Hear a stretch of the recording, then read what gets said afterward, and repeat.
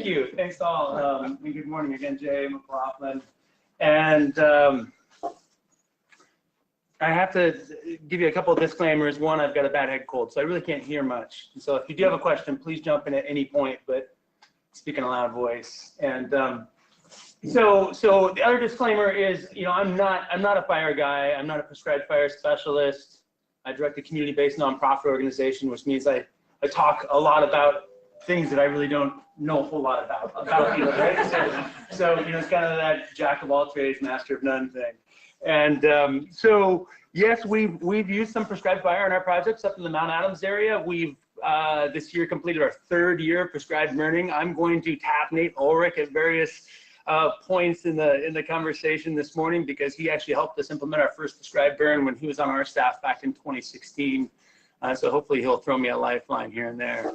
But like I said, please jump in with questions at any point. This is just a little bit of a presentation I threw together last night. A little bit more on who we are. 501c3 nonprofit organization. Some people call organizations like ours community-based forestry organizations or community-based natural resource management organizations. You can read our mission. That may or may not mean much to you. Governed by a 9-member board currently. Jeanette Burkhart back there is on our board, but really our board tries to have a cross-section of our communities over on the Washington side of the river and represent a diversity of perspectives, stakeholder positions, et cetera, in terms of how we manage our natural resources. What else? Yeah, you kind of see what we have currently as a staff composition. And really, ultimately, our organization strives to advance projects that kind of capture this cross-section of land stewardship and ecological well-being of the land, with community development opportunities and economic development opportunities for rural communities. So, are you really sure you want to do this, right? And I'm not going to go into the slide now. If you guys don't fall asleep, maybe I'll share you the story with you on what happened here. But this is what you don't want to see, right? If the rotors have arrived on your project when you're burning, something has definitely gone awry, and it doesn't feel very good. So, this is lighting fire, putting fire to your land is something that's incredibly intense. It's incredibly powerful, as you all might imagine. Is there anybody else here that's not with a federal or state agency that has used prescribed fire in their project beyond burning a slash pile, or maybe letting that slash pile creep out a little bit beyond where it should have? No, okay, all right, so I'm the only one who is crazy enough. Now we've established that. At the end of the day, though, when it goes right, it's an amazingly gratifying experience. And you're at the end of a day of burning, actually I think day 2 of burning, you're going to gather the people who've designed the project, and you're comparing notes, and you're looking at what went right and what maybe didn't go quite as you'd intended. And learning a lot about how fire works within that particular vegetation type or forest type or whatever it is that you're working in. And then as you watch that system respond to fire, it's super cool when it does go right. So this is a picture from the Mount Adams Community Forest. We own about 400 acres up between Glenwood and Trout Lake that we manage for multiple values. So we've set out there to do a lot of thinnings to generate some local economic opportunity and reduce fuel loadings and improve stand conditions. And then we've been putting fire into those stands. So getting to what Lindsay asked me to speak to a little bit on the logistics and planning piece. I wanted to start with this. Really, before you even start to think about fire, it's understanding your site and preparing that site for the possibility of fire in the long term. I think I don't have a single oak picture in this presentation, because we do have a little bit of oak on one of our community forest properties, and we're a couple years out from working with Fish and Wildlife Service up there at Convoy Lake to do a burn in an oak unit that we're prepping right now. But most of these pictures that you'll see are in ponderosa pine dominated stands. The picture on the left is on the Mount Adams Community Forest post thinning. So this was 2 years before we put fire into this unit. But you can see you might be able to see the kind of thinning that we did. It was more of a thinning from below, where we really tried to retain the dominant, most vigorously growing trees out there that had nice thick bark and would be able to resist that initial entry of fire back onto the land. In contrast with a different landowner's parcel down the road, where they've kind of taken all those trees and left more of the suppressed individuals, thinner bark trees, how well would they have responded or resisted fire? You also see ceanothus lutenus in here. Don't burn a unit that's got, or a site that's got ceanothus unless you really want ceanothus, right? That was advice that Yakima Nation fire managers had given us long before we ever got into this work. So really assessing, what are your long-term desired outcomes? Whether, we've got agency partners that work at Convoy that have been talking about burning and quaking aspen stands. And I always feel like I'm the voice of the wilderness. It's like, okay, what do we really want in that quaking aspen stand? Is it an old senescing quaking aspen stand that fire would bring about some kind of really vigorous suckering and benefit that stand? Or if it's kind of a younger, mid-aged aspen stand, do we really want to put fire in there and kill that stand at this point? Because that's what we know that thin bark aspen are going to do. They're not going to tolerate that heat very well. So fire, works differently in different vegetation types, and I think we could get into oak in the Q&A or conversation part of this discussion.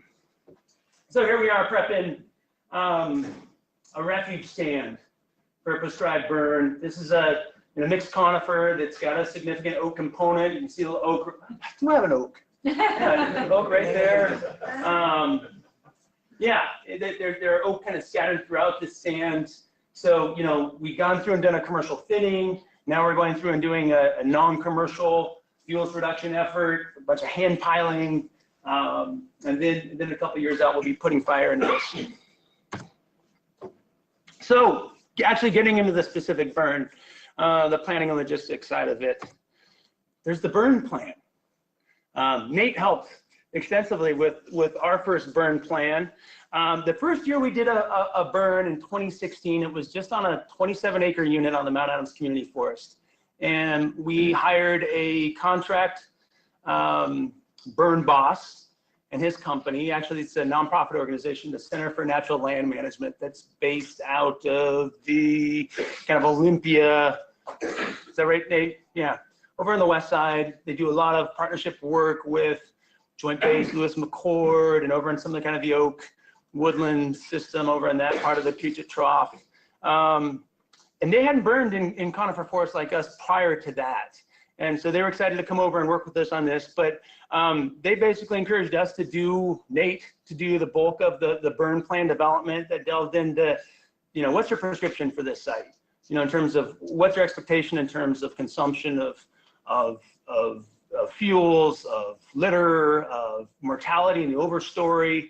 What do you want to, how are you going to try to achieve that prescription in terms of kind of the burn window, weather conditions, wind speeds, temperatures, relative humidities, smoke management, that's another consideration. Again, for any of you experts in terms of federal or state folks that do this, if you want to dive in at any point, please do. But again, this isn't really for you. So there's that technical capacity piece in terms of like you as a landowner or as a land manager that's not a governmental agency. Do you have the capacity within your organization or as an individual to lead a burn plan development, or is that something that you want to contract out? Is it something that you could partner with an agency, a federal or a state agency, to actually have them develop that burn plan? A lot of opportunities there on that latter category, especially if you're burning cooperatively with a federal or state land unit.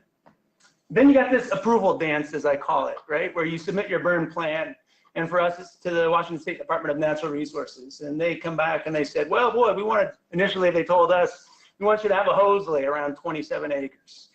And we were like, wow, that's a lot of hose. And our contract burn boss said, that's ridiculous. We don't do that. And so there was a lot of back and forth. And finally, we had it reduced to not having to have a hose lay, but having, well, it was like 6 or 8 different Type 6 engines or something like that that could adequately patrol the perimeter and make sure that that fire stayed within where we wanted it to. And then there's that implementation piece and making sure that you make really good on that plan. And there's always unforeseen circumstances, but these plans, it's not just a paper exercise. There's a lot of forethought that goes into it. Somebody who does have the capacity is going to do some modeling and can give you a pretty good idea as to whether you know, the conditions are lined up, whether you guys go forward with things, whether you can start kind of going down the list and making sure you're hitting what you say you're going to hit.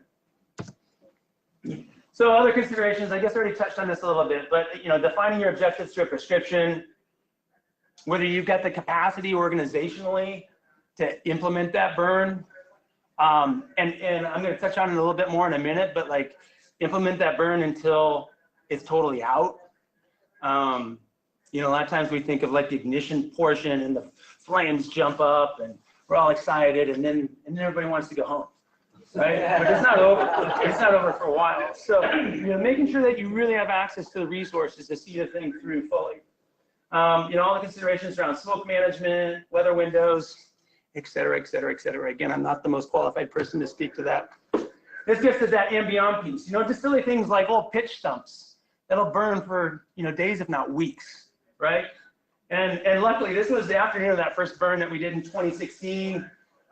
We had a volunteer fire department from up in Appleton, brought their tender down, and he's like, hey, I want to get rid of my water. And so he's going around the fire perimeter, just flushing water out into the unit, helping us out tremendously. But then he went home, and for weeks or several weekends, we had, you know, my like 8-year-old up to 70-year-old members of our board that were out there with a, you know, with a rake, you know, hose and a shovel, putting out these little hot spots within a 100-foot perimeter of the fire. And I don't know, Nate, you left about 2 weeks after that, right?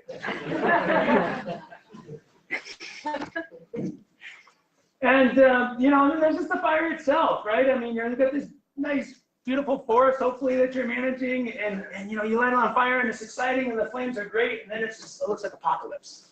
And people drive by and what the hell did you do? Is this intentional or not? It doesn't matter how much outreach you do. People amaze me in terms of their ability to post things on social media and make comments that just really, wow. So then there's the partnerships and resources piece, and this is huge, especially for smaller organizations like ours, right?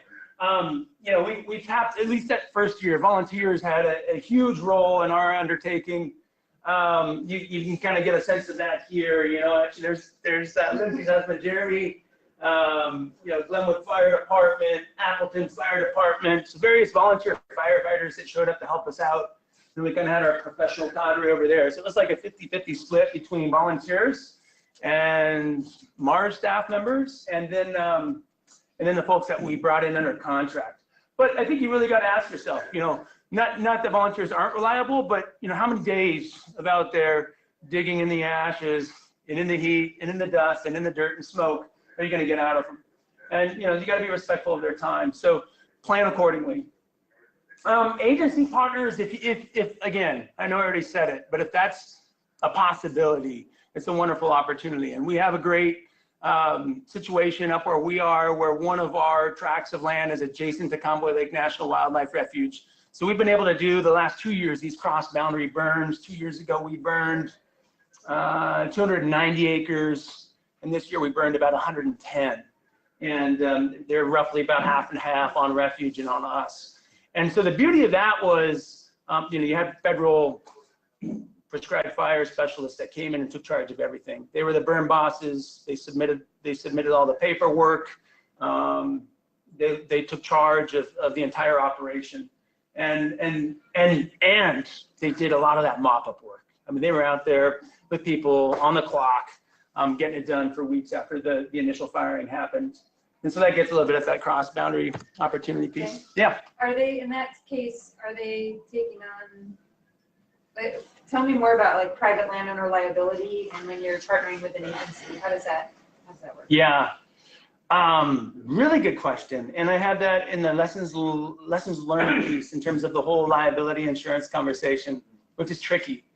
And so, well, I'll just jump to that. Our insurance carrier basically is just like, you guys are lighting fire, we want nothing to do with that, right? And so we were on our own. So we basically went to the Fish and Wildlife Service and said, give us everything you possibly can to indemnify us for any liability. And so they're like, well, you write it, you go ahead. You let us know what you need to have there to protect you guys as an organization, to enable us to do cross-boundary burning. So we had one on an event, on an activity-specific kind of agreement like that. And then we also, this last year, benefited from a Partners in Fish and Wildlife grant program, which also had its own specific language that dealt with liability. which was really nice. So it brought a little bit of money to bear on the project, as well as some kind of liability protections.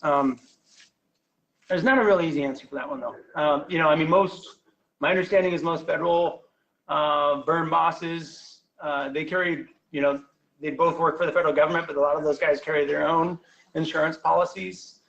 You know, it's kind of scary stuff. So then there's the funding piece. And the first year when we burned the initial 27-acre unit, we benefited from a DNR cost share program. So they've had a long-standing cost share program that maybe some of you as landowners are familiar with in Washington, where you can tap them for a certain portion of a cost to do something that benefits wildlife habitat or forest health. And they've had, as long as I've been aware of the program, on the books, a prescribed fire component to that cost share program. My understanding, Nate, correct me if I'm wrong, was that when we applied to that, we were maybe the first grant or cost share that they awarded for a private entity to do a prescribed burn. And so they were kind of excited about that. And I'm guessing that since it was a positive experience, maybe they'd be willing to look at other projects or proposals out there. I don't know if Oregon has anything similar. But yeah, that helped tremendously because we're able to count a lot of our in-kind volunteer hours as match and then essentially pay for our contract burn boss, which I think was that about $6,000 or $7,000 to bring Mason and his crew in entirely with the DNR grant. So federal grant programs, I just mentioned the Partners for Fish and Wildlife program. If you happen to be, you know, near a federal wildlife refuge, which I know not many of us maybe are, but that's a program that is designed for you know, habitat enhancing activities on private lands that may benefit some kind of federal species interest. You know, for us as a small nonprofit organization, unrestricted funding is huge for us to do a lot of the behind the scenes work. And that's actually why I have a picture of the log decks. And we went through and did that preparatory work, the thinning. And you know, there was a commercial component to that actually put about $130,000 in our bank account. And we're able to reinvest that into our land base on things or activities like prescribed fire. So, and then there's that in-kind volunteer piece. So, lessons learned. Am I going too fast? No, okay. We can have a conversation. Okay, good. Oh, wow. So I already mentioned the insurance liability piece. That's does anybody want to have any more of a conversation on that? I know this is a big issue right now. So Washington State has just begun or just recently awarded a number of grants around the state for what they're calling cross-boundary. I don't know the name of it. It's like cross-boundary restoration types of projects relative to forests and forest health. And so Mount Adams Resource Stewards works very closely. We're actually the fiscal sponsor for a number of projects with the South Gifford Pinchot Collaborative Group. And so we applied to Washington DNR for some funding to bring funding to prep prescribed burn units up on Mount Adams on the Gifford Pinchot National Forest starting next year. About $375,000 to both put hand crews up there on the land base prepping those units, as well as some heavy machinery getting some of those units ready. But our insurance company says, we want to insure you on that. What if you guys, you know, miss a tree or don't prep correctly and the fire escapes and, you know, liability comes back on you? We don't foresee that as really a likelihood, but the insurance underwriting world seems to be super paranoid about it. And it's crazy because it seems like at the time when we're talking more and more about the need for prescribed fire, and yet the numbers and their people are saying that's not something we should do. Yeah. So the DNR program doesn't come with any. You know, so what we're looking at is whether we just push the money to the Forest Service through a collection agreement, and then we would work under them. But we're making one last push with some different insurance companies to see if we can get what we need. DNR just, I mean, their insurance requirements are pretty steep. Yeah. So just a couple of other thoughts. Having worked with the Nature Conservancy, doing a lot of fire in the southeast and the Willamette Valley. Yeah. Really, this insurance question became such a critical pinch point because private contractors who you would normally look to meet your fires just could not procure insurance. And so it really narrows the number of entities you can partner with. And then coming from the south, there are states, especially in the southeast, that have legislation basically which limits your liability and really requires things like gross negligence for you to really have a lot of vulnerability. And it's something to think about. And I don't know do you know where Oregon is on that? I know Washington is not viewed as being the most insurance company friendly gross negligence type of demonstration state. No, Oregon doesn't have any. Yeah, okay. Thank you. Yeah, that's helpful. Yeah. That first year, wasn't it that Center for Natural Lands Management, they brought their insurance to the burn? So that's what allowed the thing to happen, if I recall. We had called a couple of different insurance companies, and they had recommended a national insurance company that would allow you could pay a one-time for a policy to cover your burns. And we didn't end up going down that road because Center for Natural Lands Management Insurance, with their burn cost, covered liability for that particular burn. Yeah. But as I recall, the one-time policy wasn't as prohibitive, cost prohibitive, as we had expected. We didn't have to go that far. Yeah. I'm glad you mentioned that, Nate. I don't. Can you remember how far we pursued that? Because I guess in my recollection, it was, initially it was maybe the feedback we got, but once we got into the weeds, as we tried to in more recent years, that it's been more prohibitive. What we did find a company that typically insures land trusts they found one carrier that was willing to work with us, and it was going to take our premium from $2,000 a year to $15,000 a year. So, we don't do that much burning. I wasn't going to eat $13,000 additional premium costs for this effort. Still working on it though. Another piece of that is, kind of depending on the size of your organization, like you have an entity like the Nature Conservancy, where maybe you have people with qualifications on staff that are burn bosses, whether people like that, whether it makes sense for your organization to have certified, qualified, insured, et cetera, burn bosses on staff. And there's an organization that we look to down in Colorado that does do that, but the guy who's their burn boss, he tells me, he's just like, I don't sleep during burn season, right? And he's like, the thought for him is like, it's a relatively small organization, is one screw up and that organization's dead, right? And so do you really want that risk, or is it just better to find somebody that you can partner with that can really carry that liability and responsibility and hopefully remove as much of that burden from you as possible? I touched on the outreach. I don't know if anybody's got any magic on that one, let us know. It was hilarious because we worked with the Washington Fire Adapted Communities Learning Network, and we sent one of our staff members last spring to a workshop in Idaho on prescribed fire outreach. And so she came back with all these ideas and all these posters up around town, and we had the big meeting, and we had one person show up. Okay. So, and yet Facebook's, it's on fire on the day, not on fire, it's lit up on the day of the fire. So, everybody wants to comment, well, I didn't know there was a fire, it seems awful early, and it's like, wow, okay. That said, I feel somewhat fortunate in the area where we are. People are fairly accustomed to intentional fire use up there. I mean, the Yakimas have been burning for millennia, and a lot of people that homesteaded that valley, 100, 150 years ago, every fall, as soon as they felt like it was safe, they'd burn off the needle casts around their homes and homesteads. And so I think that has persisted through the years as a culturally accepted practice. I can only imagine a lot different if you get down here in the gorge and you got some, $1 million+ homes out in the woods, and people start freaking out when people are intentionally lighting fires. So understandable. Hey, Jane. Yeah. When you mentioned Facebook, one of the things that's hardest to respond to are those kind of ambiguous or anonymous conversations, essentially, right? Where someone can just post something reckless and then not be accountable for it. Right. How did you respond to those? Did you just ignore them? Or did I kind of ignored them because we were busy with the fire, and I picked up on and luckily some other people I think chimed in and were just like, it's another Mount Adams Resource Stewards convoy burn. Yeah. Don't be an idiot. Yeah. I guess it's probably helpful when other people are Right. providing that input, not you. Yeah. Yeah. The really tough one is when one goes wrong. So, and then, like I said, maybe we can get to that. But okay.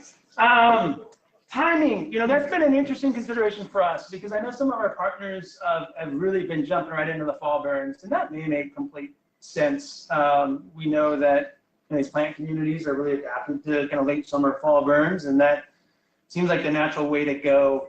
We've, as a small organization, have taken a much more conservative approach, starting with cooler spring burns, and really just trying to work our way into it. And the hope is that after we get a couple of entries of spring burning that is a little less intense, that we can flip it over to a kind of September burning window. But think about that, and think about kind of the site-specific considerations that we were talking about earlier. Things like, it was actually Yakima Nation friends that said, hey, be really careful if there's any cenosis component, and you don't want that stuff to go bonkers in your forest. Don't do that hot initial fall entry for a prescribed fire.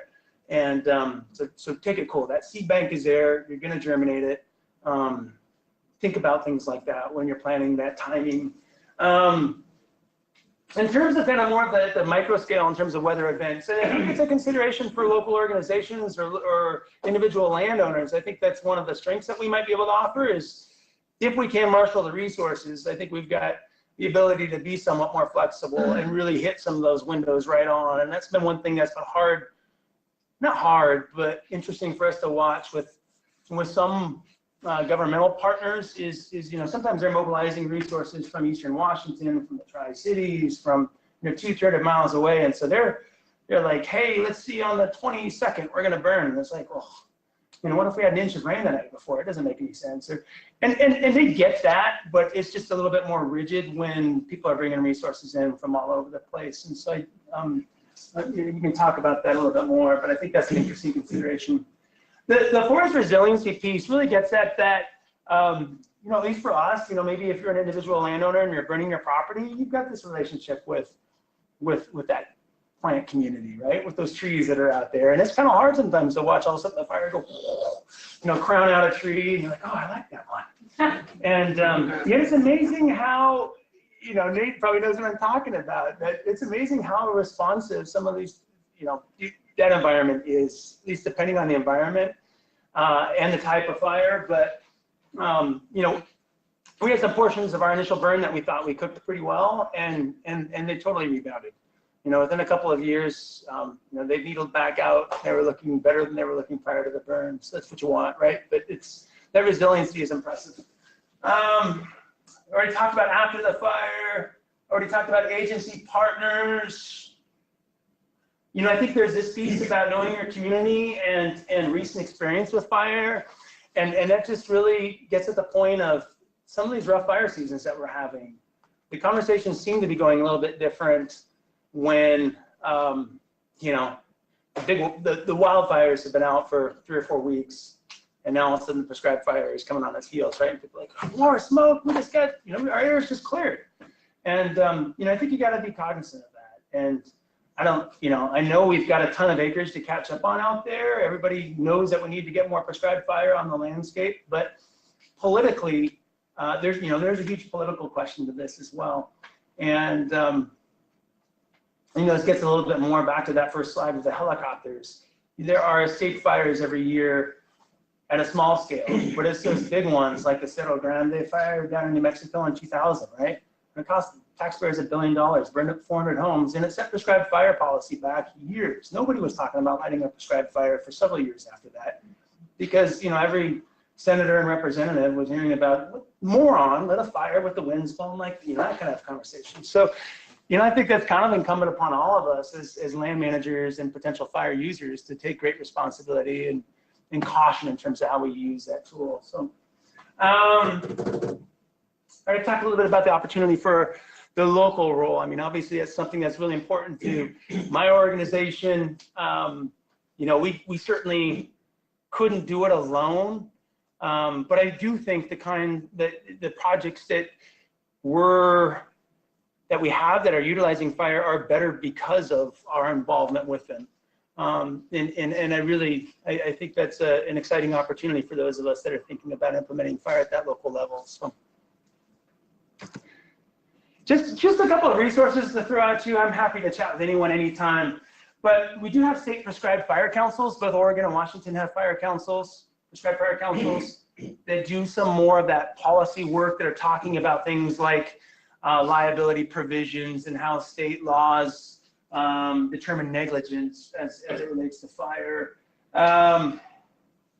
So yeah, if you type in Washington Prescribed Fire Council or Oregon Prescribed Fire Council, they actually had their annual meeting in Hood River here last, I want to say it was February or March. It was a joint meeting between the two states councils, and they came up to one of our projects.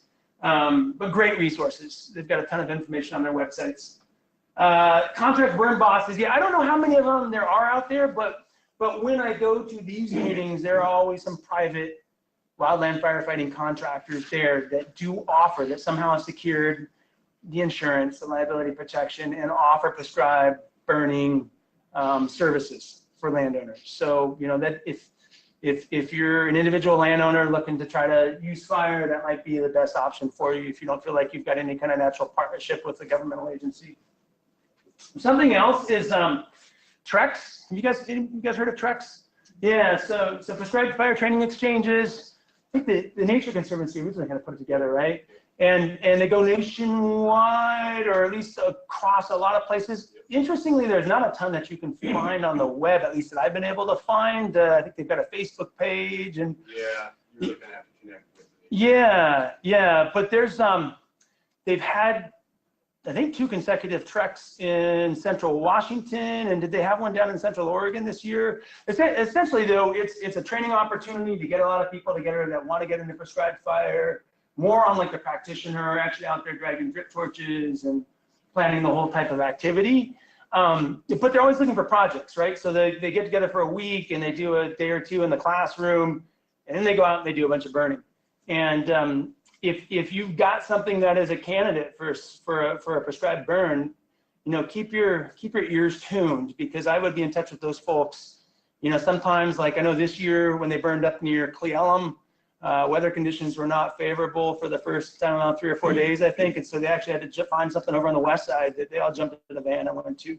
So I think they're talking about, they were trying to get some money to do a spring prescribed burn treks in Washington, maybe out of Yakima next year. And the gorge could be a candidate area for some projects if you thought you had some. So if that is of interest, or if you want more information, let me know. I could probably put you in touch with like Kara Bosky, who manages that. Yeah. I'm wondering, in the spots that you burned, what was the pressure of invasive species before you burned, and what was the response that you saw after the fire? Yeah. And the seed bank. Yeah, good question. Okay.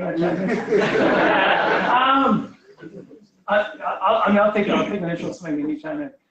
You know, invasives in terms of exotic invasives, it was fairly minimal.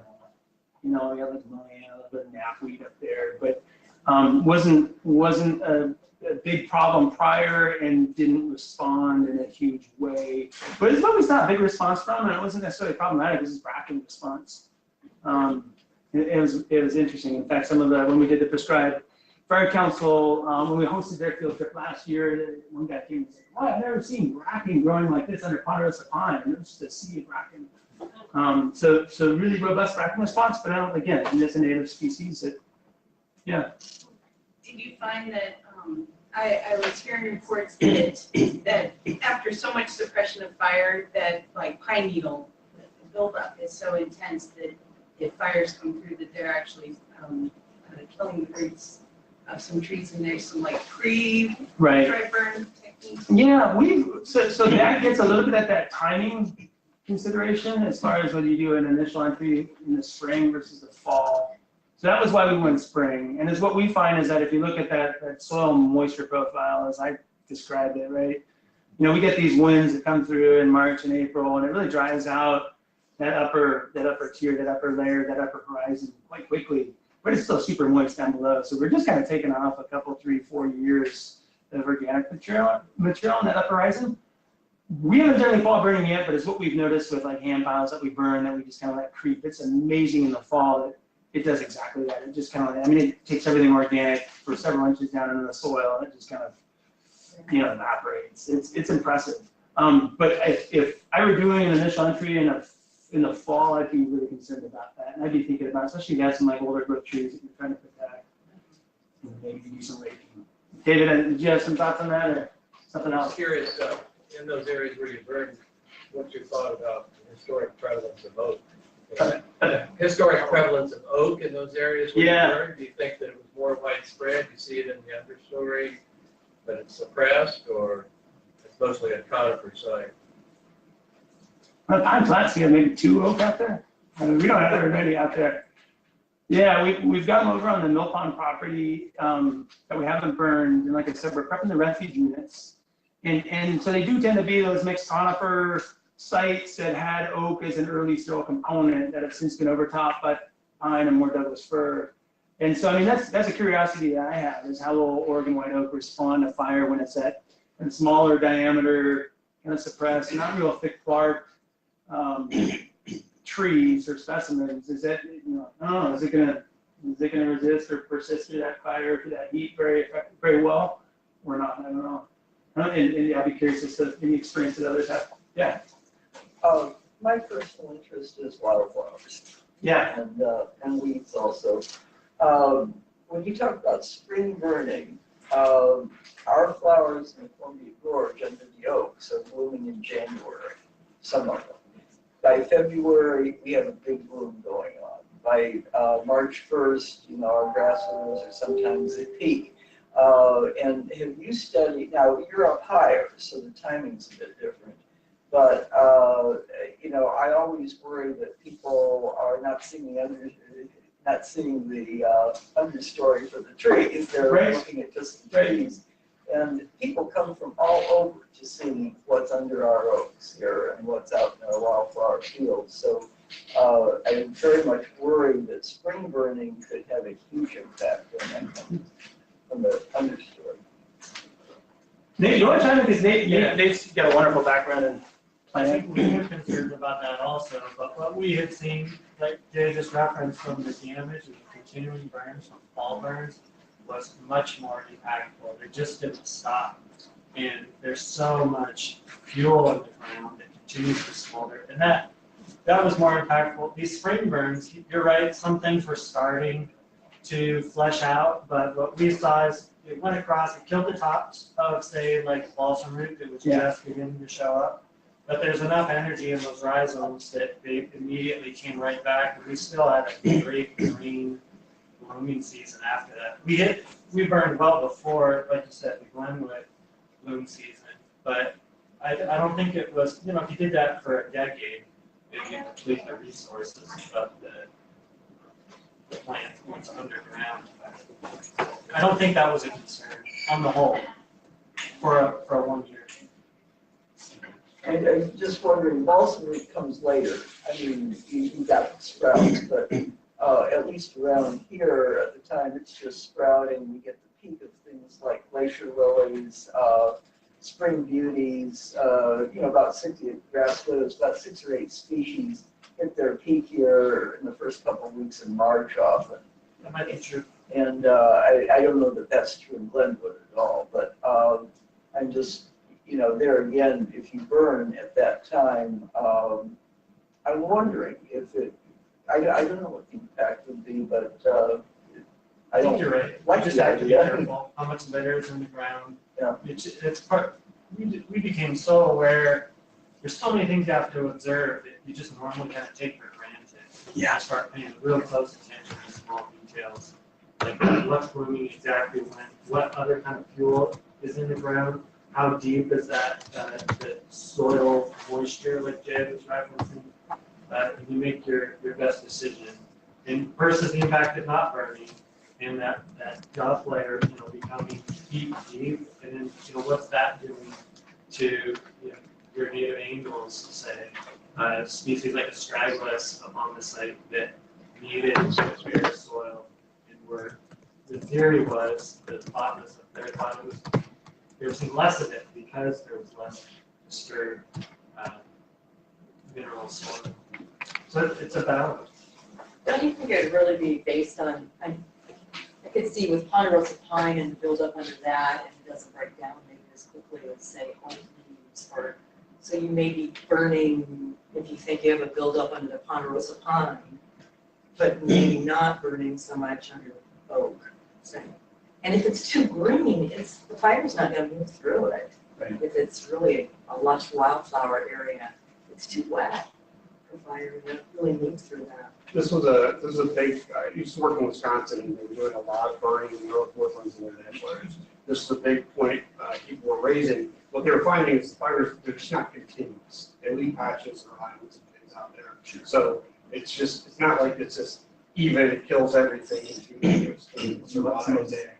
Yeah, and they were actually doing kind of a similar thing where they were trying to put fire on frequently to begin with to get their initial restoration and then backing up from that.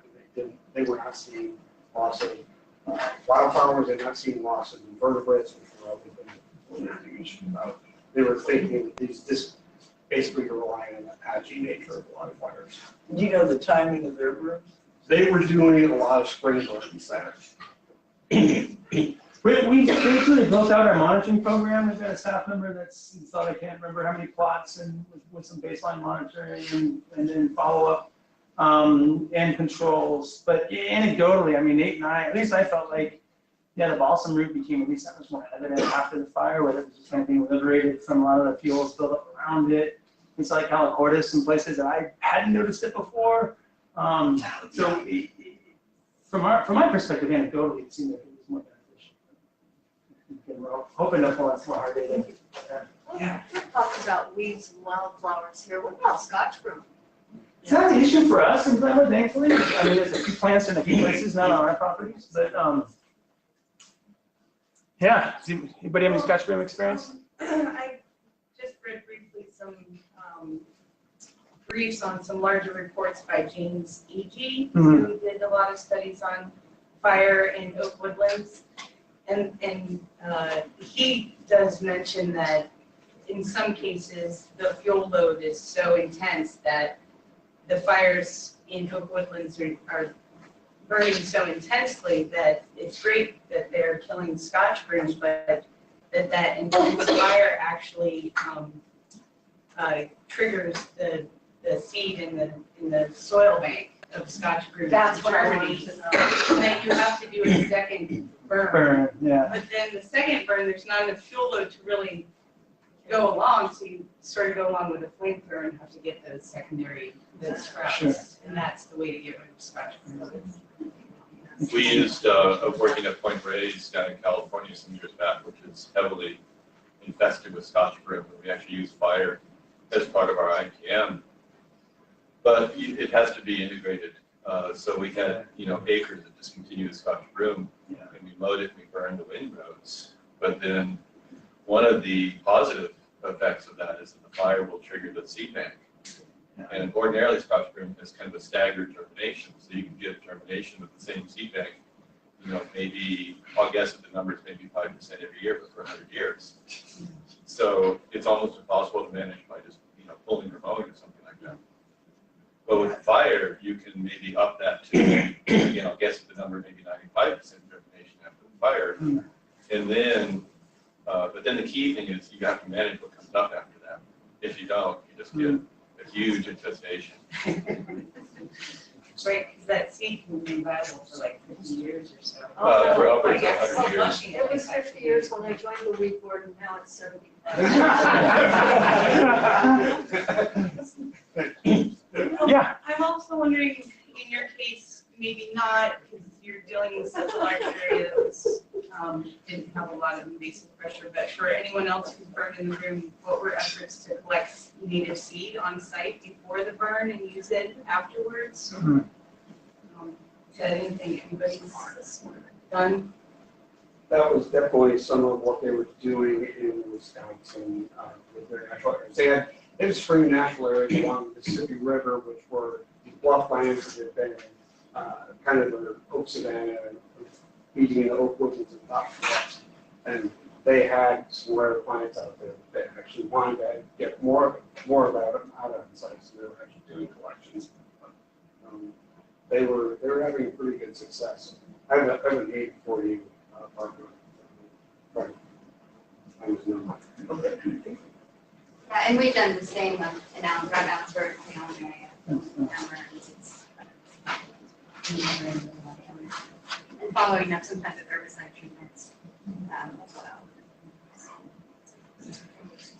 Yes. How possible is the whole notion of prescribed burn as we get down into the gorge oak scenes? I mean, is this even? Right. How realistic is it, right? Yeah. I mean, I think it's you guys could tell me. I mean, I would think it would be incredibly site or parcel specific in terms of what you've got for neighbors and microclimate and stand conditions, and it's just very much. Has it been done? Yes. Yeah. Yes, Bergen Road in the Home Valley area, to the scenic area, and a good contact is Rolling Roads. It's quite remarkable. Yeah. They sent a bunch out of here too. Really. Sure. That is the important road.